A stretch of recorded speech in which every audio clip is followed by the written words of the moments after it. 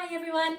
Okay, so today I thought I would give you another jewellery tip because I had some really good feedback about the last one that I put out, how to clean your silver jewellery.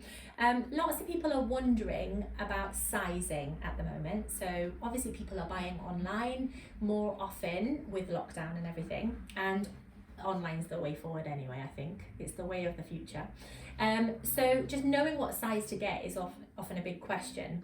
Now, I haven't as yet found a ring sizing method that is good enough, that I feel like is trustworthy enough to share with you. But as soon as I do, I will be sharing it, okay? I've tried loads of different ones, lots of different measuring methods, and to be honest, I'm not getting consistent results, and so I wouldn't want to put something out there that isn't right.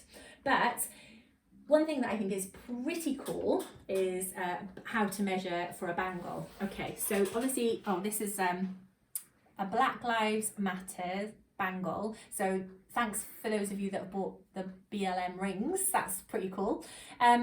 This is just a bangle that I've made today, and I'm going to put it on my Etsy shop. But basically, I kind of thought people will straight away be saying, well, how do I know what size bangle to get? Now, it isn't a case of looking at your wrist size. You might think that it is. I've got a really small wrist, okay, so really tiny wrist, but that does not mean that I can wear a tiny bangle, because to get a bangle on, you have to get it first over your hand.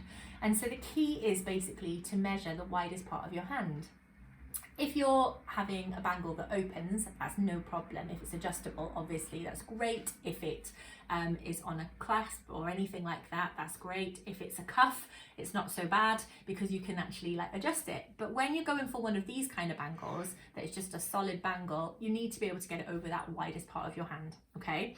So I've heard, you can measure around and stuff like that, but I just think this is a really cool way of doing it, okay? So basically, if you just draw a line, well, you don't even have to draw a line really, but in the middle of that first knuckle there, and in the middle of that knuckle there, okay?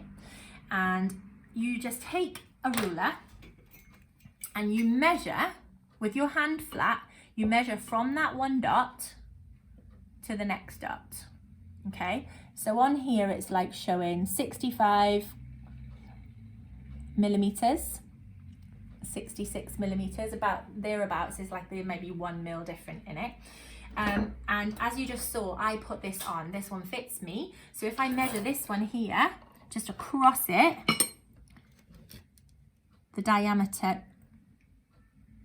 I'm just wondering, it is called a diameter, right? Okay. It's been a while since I've been at school, just saying. The diameter from this side across to here, can you see that that is exactly the same as that measurement there? And so that's why this one fits me, okay? So it can go on. Isn't that cool? Mm-hmm. I just think that's a really cool fact. Whereas if you say, take this one here and you measure it, this one is only 62 mil. I'm really going to struggle to get that on. That's too small for me.